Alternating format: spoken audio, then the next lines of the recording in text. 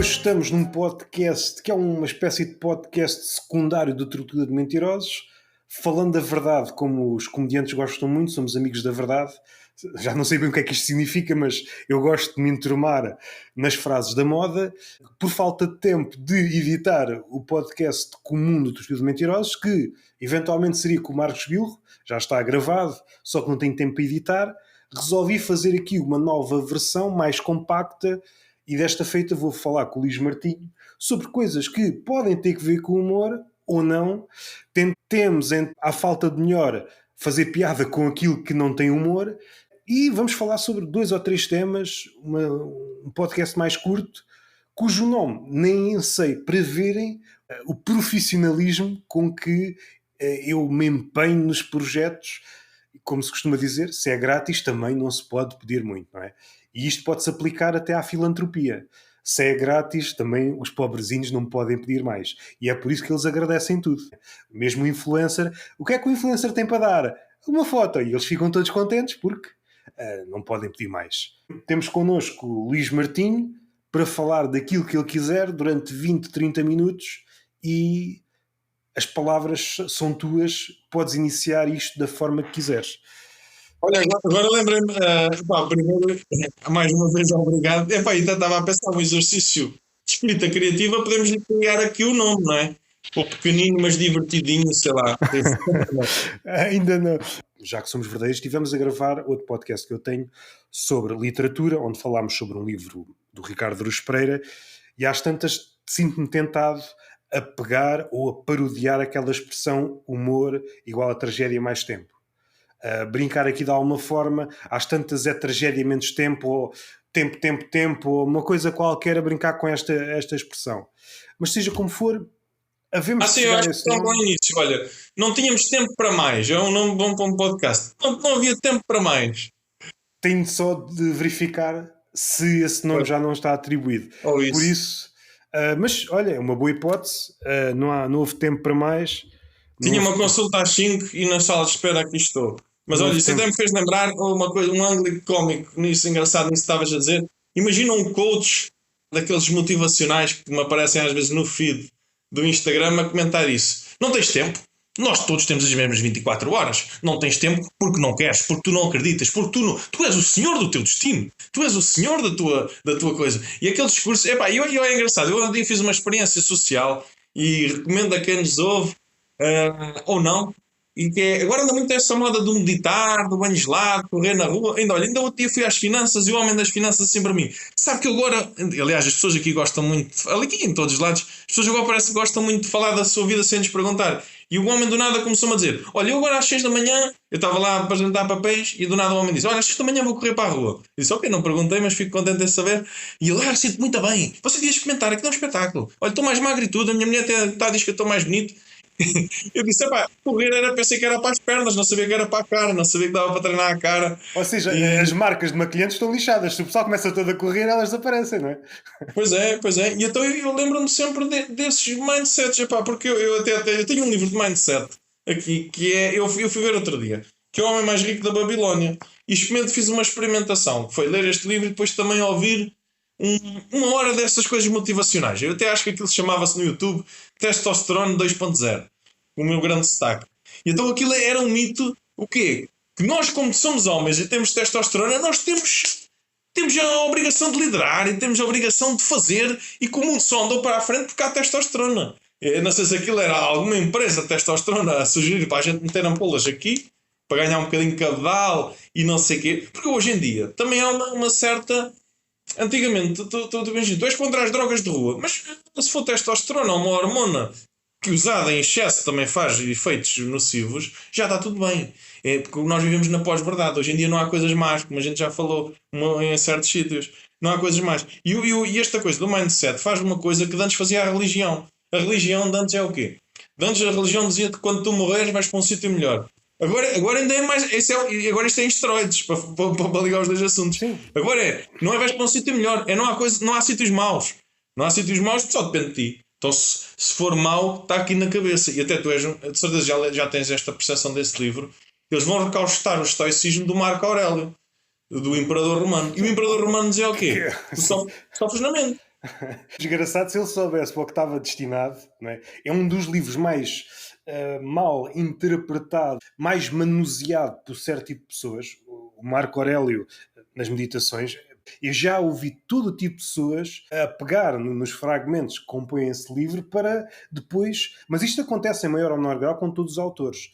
Até Fernando Pessoa, eu estou farto de ver Fernando Pessoa à porta dos centros de explicação, ou Einstein à porta. Ou seja, quando passa um tempo, tu consegues instrumentalizar, seja quem for, isto no dia a dia, e mesmo o Estado ou o governo, seja ele qual for, o seu grande desejo é turistificar ou gentrificar uma figura, mesmo uma mais maldita. Um dos processos mais céleres e mais contundentes é pegar nessa figura e levá-la para o panteão. Por exemplo, essa de Queiroz é uma figura maldita, na medida em que, se tu fores ler aquilo, a forma como ele criticava Portugal se ele estivesse vivo, os poderosos em Portugal não queriam ter nada a ver com ele, apesar de ele estar bem na vida, mas ele tinha uma posição crítica em relação a Portugal e a tudo o que compunha Portugal. Mas assim que morre, o processo não é um processo de canonização, é paralelo, é um processo de gentrificação do lado selvagem do artista. Vais depurando e vais amaciando e guardas os restos. Aquilo que era um lobo transformas num Golden Retriever, por exemplo. Pois, olha, não sei se estava a interromper, um bom exemplo não. do que tu dizes é o Tupac. O Tupac hoje em dia é usado até por pessoas próximas da extrema-direita e o gajo era super comunista. O gajo era um grande crítico da arquitetura americana, só que hoje eu acho que a cultura dominante, agora já fiquei ideológico, pronto, deve ser daqui. Nós vivemos um grande paradoxo em termos filosóficos que é, há uma espécie de neutralidade para tudo. Todas as ideias devem ser debatidas e não sei o quê. Só que a gente já vai para essa batalha, como eu costumo dizer, como é aquela cena do gladiador do Maximus, que ele leva a facada e agora vai para lá e luta. A gente já vai muito condicionados. A gente já vai, ou seja, a gente vai lá para perder. É um bocado como a tourada. Eu costumo dizer que a tourada é uma grande metáfora do que a gente vive, que é o touro. Aparentemente parece uma coisa leal para os incautos, mas ele vai perder sempre. E acaba por ser isso. Estás a falar do primeiro gladiador, o segundo não vi. Sim, do primeiro. O segundo é basicamente lixo, assim, com todo o respeito. Não vi o segundo, por isso não sei. Não, mas é muito mau, porque não vejas. Mas o primeiro, o segundo também deve ter ali alguma parte historicamente correta, mas eu não sei por isso. Mas em relação ao primeiro, eu recordo-me de ler no livro do Gombrich, que é um livro que resume basicamente a história toda, é um livro pequeno, e onde ele fala sobre o gajo que dá origem depois a esse filme. Um dos erros que ele cometeu foi ter iniciado a revolução e depois tentar o acordo com os opressores, e foi isso que lixou tudo, e às tantas aquela multidão de escravos libertados apareceram em todas as colinas crucificados, dezenas de milhares de crucificados. Para dar o exemplo, acabou-se a insurreição. Se tu fores ver ao longo da história, figuras que, saindo de um sítio de, como se costuma dizer, tem um lugar de fala sim, mas um sítio onde não tem privilégio, vai ganhando, enfrenta o opositor, e depois eu acho que aqui a esquerda atual acho que peca, não tornando isto demasiado político, mas há um dogma da não violência. Como se... Sim. E essa figura histórica que existiu, eu acho que é demasiado ingênua, tendo conta o que viveu, tendo conta o que sabe, achar que do outro lado o opressor, agora somos todos amigos, né? Somos todos amigos. Eu acho que há uma certa ingenuidade, sobretudo quando tens um backstory enorme. Tu não podes apertar a mão, não há cá diplomacias com certo tipo de pessoas, não pode haver. Não pode haver. Tu me sabias isso muito bem, olha, tenho aqui um caderninho sobre, chama-se, sobre a questão da cooperação agrícola. E o Mao Tse-tung tinha uma frase que era que a foice e o martelo não representava só os trabalhadores. O martelo representava esmagar o opressor. Já fomos para aqui, olha, agora vamos ter que ir. Mas eu acho que isto é um ponto interessante, vê-se isto da flotilha. Eu vou-te dar um exemplo. Nós agora estamos houve ontem, quando for publicado, e prova ainda está atual, porque esta guerra dura mais de 60 anos, só que alguns malucos. Agora demorava mais uns dias a publicar e quando eu publicava tinha acabado, finalmente. Pois, e alguns malucos acham que começou no 7 de outubro, ou o que foi, quando isso é só mostrar que são ignorantes. Mas um ponto que é que as pessoas parecem que não sabem de história. Nisso da flotilha, eu vi muita esquerda, alguns até eu fui lá gozar com eles, pá, que merecem roast. A dizer, mas esta intervenção de Israel é ilegal. Olha, bruxo. Olha, sabe o que é que também era ilegal? Auschwitz era ilegal. Invadir países é ilegal. Matar outras pessoas é ilegal. Há muita coisa que é. Olha, o Taveira também era ilegal. Muita coisa é ilegal. E as pessoas metem-se nisto. Porque o poder. Agora deu-me aqui, quase devia tocar aqui o hino da União Soviética ou da China. É que o poder só teme uma coisa. Agora sou de esquerda radical. O poder só teme uma coisa. É outro poder. O poder só treme quando há armas. E por isso é que é uma coisa chamada marxista-leninista. É por isso que eu critico. Às vezes as pessoas dizem marxista-leninista não é um chavão. É uma visão de que o poder precisa às vezes de, quando chega a um certo patamar, já não dá para votar, já não dá para fazer nada, tem que substituir aquela classe por outra. E depois vem aquela propaganda. Sim, sim. E para pegar aqui num tema relativamente a este universo do humor, quando é que o humor foi perseguido? Ou os humoristas, ou os bobos, ou os escritores do humor? Foi exatamente no momento em que a Igreja, enquanto monumento do poder, via no bobo, acreditava que o bobo ou o escritor do humor tinha realmente poder, enquanto não tinha. Mas essa era a percepção da Igreja. Sim, sim, sim. E a Igreja sempre teve o conhecimento. É um ponto importante. Porque, embora não tivesse, essa era a percepção e por isso figuras como o Rabelais foram perseguidos. Sim, sim, sim. E depois isto é um bocado. Eu acho que isto também dá aqui um ângulo de humor engraçado. Imagina o Mao Tse Tung, que eu devagar tenho aqui a ver, ou o Lenin. O Lenin chegava lá ao pé do czar e dizia: olha, se faz favor, isto é o seguinte, o pessoal está cansado de viver mal, você importava-se lhes dar mais direitos? O czar dizia: agora isso não me convinha nada, que isso agora depois eu tinha, já não podia andar aqui com os meus luxos, agora ia matar a fome ao povo. A história é boa para quê? É para isso mesmo. Ou seja, estes exemplos estão gravados e nós agora podemos repescá-los para o presente para perceber, se calhar já não temos uma figura chamada Czar, mas temos se calhar um Luís Montenegro, não é? Por exemplo, à nossa escala. E ver que estas interações continuam a existir. Por exemplo, se um grupo de pessoas, trabalhador, seja o que for, estão... e agora comecei a ouvir aqui uns barulhinhos. Se calhar foi uma coisa que bateu aqui. Deve ser sensível, desculpa lá. Deve ter sido isso. Estava Negro, que agora Luís Montenegro que, em relação às rendas moderadas, podíamos... só se é passar uma moto na rua e isto apanha. Será? Ok. Pois, agora só sei isso. É capaz de ser isso. Então o microfone é mesmo muito sensível. Olha, desculpa lá.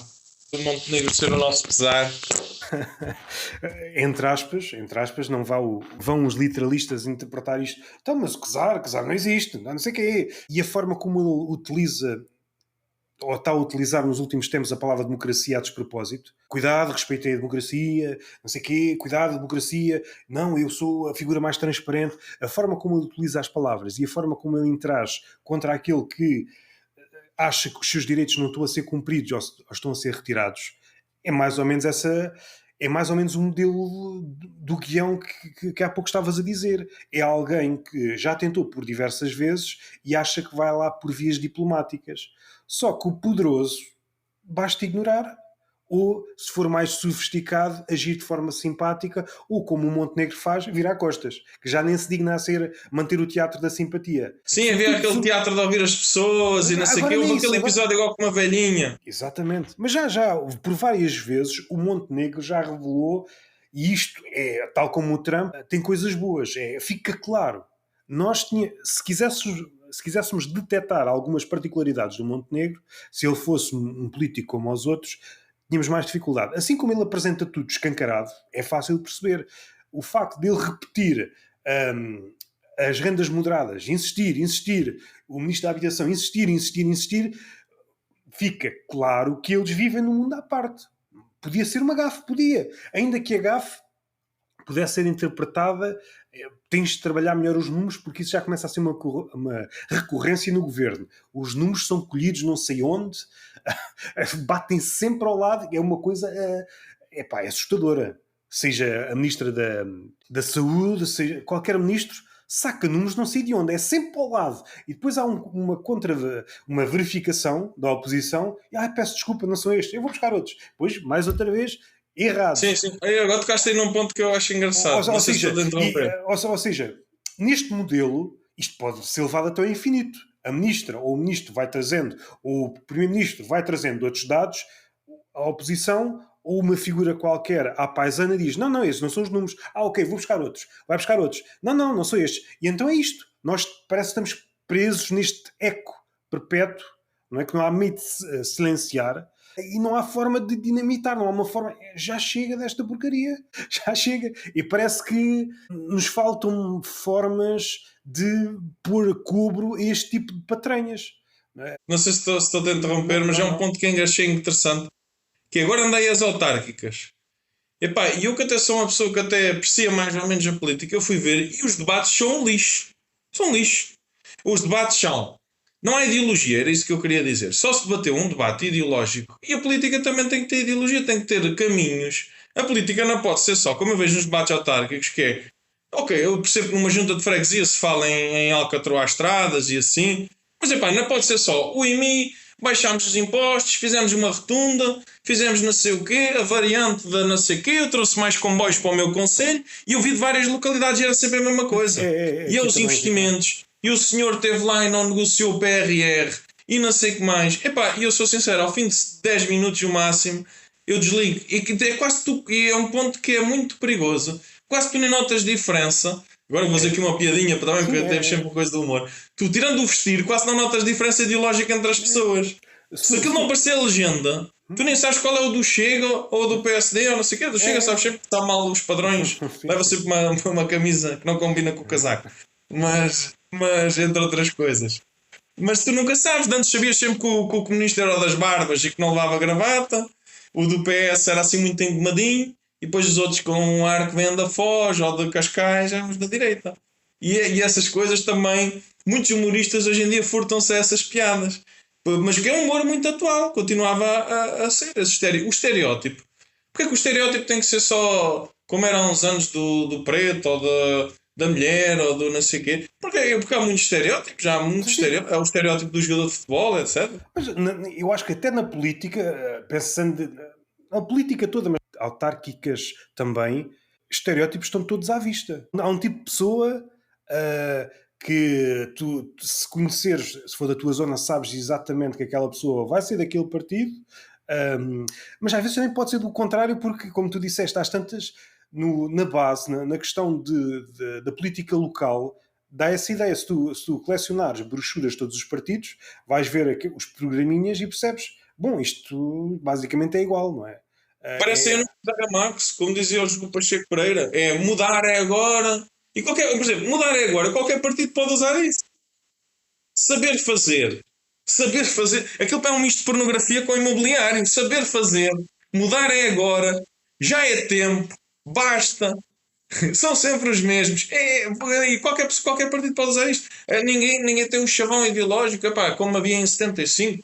Não estou a dizer que tem que haver rumo ao socialismo ou rumo a não sei o quê, porque há aqui um ponto também engraçado em termos ideológicos, que é o capitalismo diz sempre que não tem ideologia.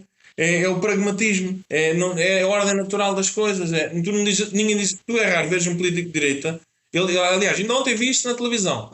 Ele dizia, mas a esquerda ideológica não quer o Código do Trabalho. Então aquele Código do Trabalho não é ideológico? A dizer que as pessoas... Esse ponto é decisivo. É aí que eu já tenho falado com pessoas próximas, amigos e depois pessoas que deixam de ser amigos porque se a conversa se adensa, às vezes há uma cisão. Eu recordo-me de ouvir isto na escola e no trabalho, que é, no trabalho não se fala de política. Não se fala... Sim. Se há coisa mais onde tu vês uma mudança qualquer na política, afeta logo o trabalho, para um lado ou para o outro. Ficou tudo difuso, não sabemos bem os nossos direitos, é uma sociedade individualista, ninguém se une em torno de qualquer ideia, mesmo quando se une, é uma manifestação que se esfuma logo.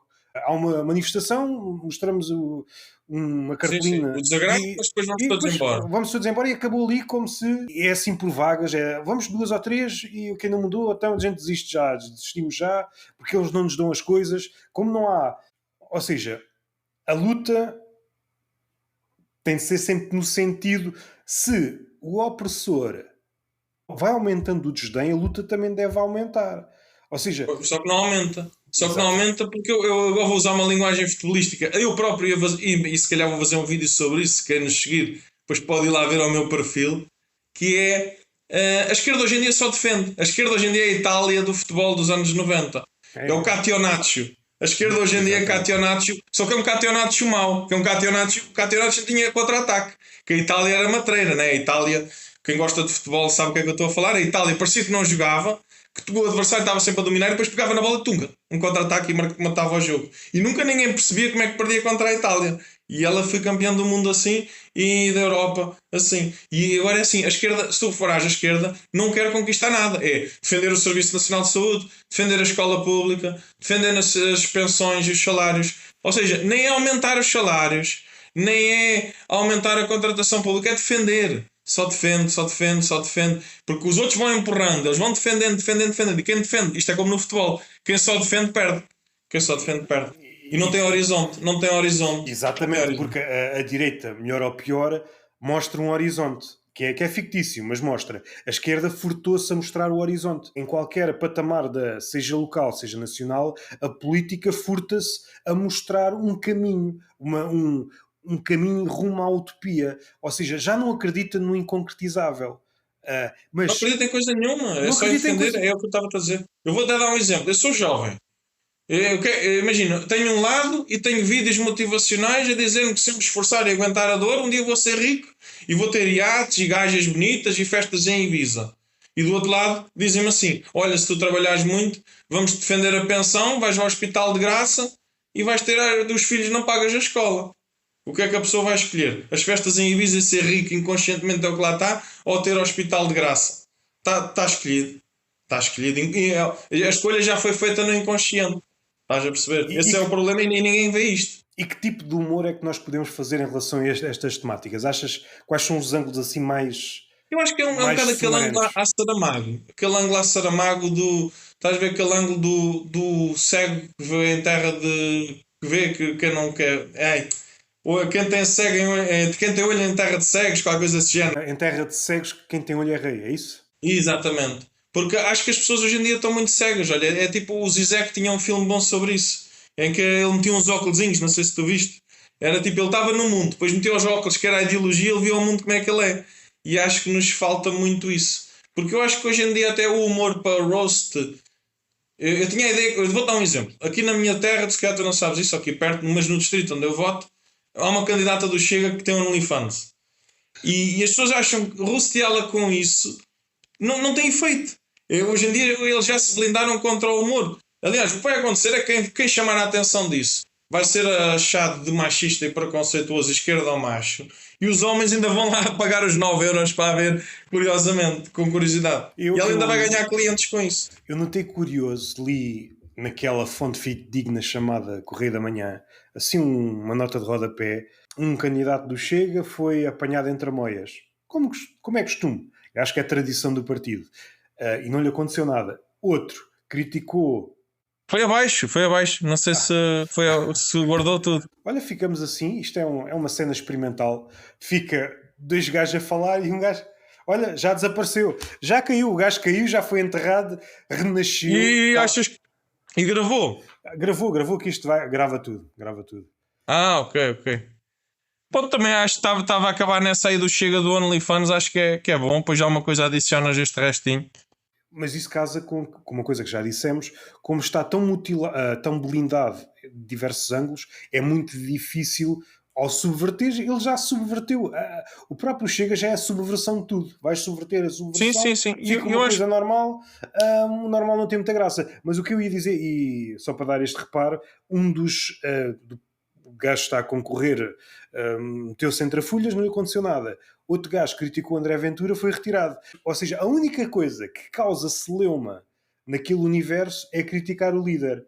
Coisa que podemos ver, é Sim, um sim, sim. comportamento típico de regimes mais agressivos, não é? Ou Sim, seja, mas a eu acho única... que isso não funciona. Argumentos racionais contra estas pessoas não funcionam. Isso também é uma coisa que tem ângulo de comédia. Porque é como se tu estivesses a falar para um pneu. Olha, é o monólogo do pneu. Eu pego ali num pneu da Bridgestone ou da Hankook, passando a publicidade, e faço uma exegese, como se estivesse na Acrópole, e falo para o pneu. Isso é um ângulo de humor engraçado. Estás a falar com alguém que está muito devotada a um certo objeto ou ideia, mas podes subdividir. Há vários tipos de pessoas em que acontece a mesma coisa. Há os Sim, sim, sim. loucos, há os fanáticos e depois os apaixonados. Pelo menos estes três grupos, não é? Ou os fervorosos religiosos, ou seja, estes grupos obcecados por uma Sim, sim, ideia, sim. tu não consegues, ou tu falas na mesma linguagem, mas tem de ser uma linguagem elogiosa, nunca apresentas a outra face, porque não é isso que ele quer. Porque ele está completamente apegado àquela ideia, àquela imagem, àquela pessoa. A própria ideia vai perdendo chama e ele também pode perder chama porque às tantas não consegue separar-se do objeto idealizado. É aquilo que acontece com um grande amor. Se realmente o amor definhar, às vezes o amado também vai, porque é como aquele verso do Camões. O amador, ao transformar-se na coisa amada, se a coisa amada desaparece, o amador também desaparece. Não há hipótese, porque tu transformaste naquilo. Se o Chega a implodir, que espero que aconteça, pá, um dia, ainda durante a nossa vida, as viúvas do Chega vão chorar até ao final dos seus dias. Sim, sim, e aqui. E eu acho que há um ponto interessante que é. Eu por acaso estive em Nápoles assim porque perdi um avião há pouco tempo e eu achei curioso. Um partido de extrema. Para já nota-se a máfia em tudo. Também se dava um podcast. Máfia em Notas tudo. assim subtilmente para quem é observador, notas que eles controlam assim tipo a economia da cena. E depois vi cartazes de violência doméstica quando o governo é de extrema-direita. Não sei se é por ser uma mulher.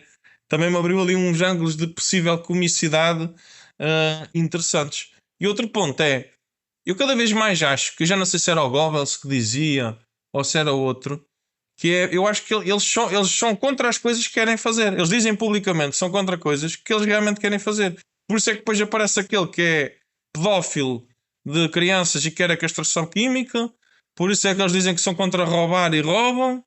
Por isso é que aparece essas coisas todas. Acho que isso é um bocado por aí. Porque eles lá é como se fosse uma proteção, estás a ver? Ser Acho contra as coisas que, é tipo uma proteção. acho que, acho que o nome que vai ficar, estava aqui a pensar, vai se chamar homenagem àquelas figuras pequeninas que pertencem ao universo de Gulliver.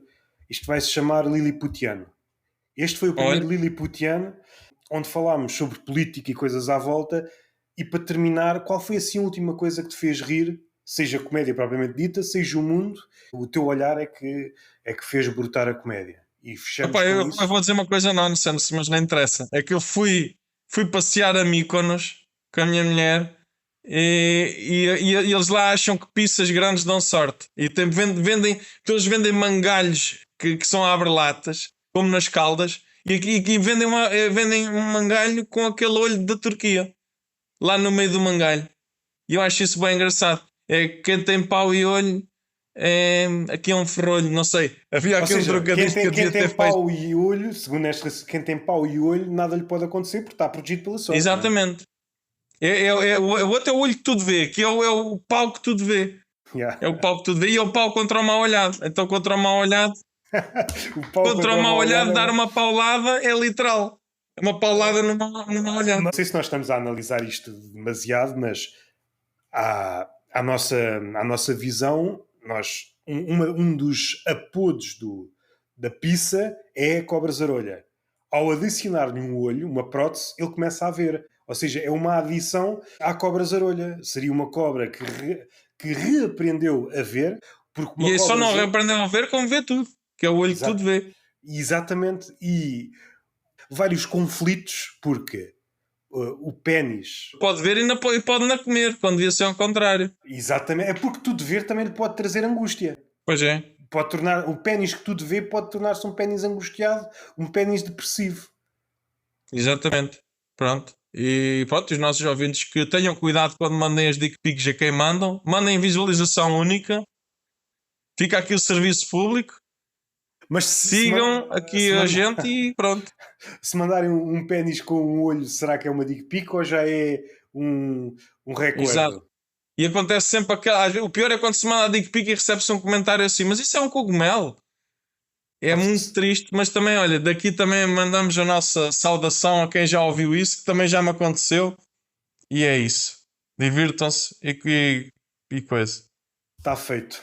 Onde é que as pessoas podem seguir? Epá, pode ser Martinho Comedy ou o indivíduo que palreia. E também este podcast há de me tagar. Se eu mudar de nome, há de lá estar.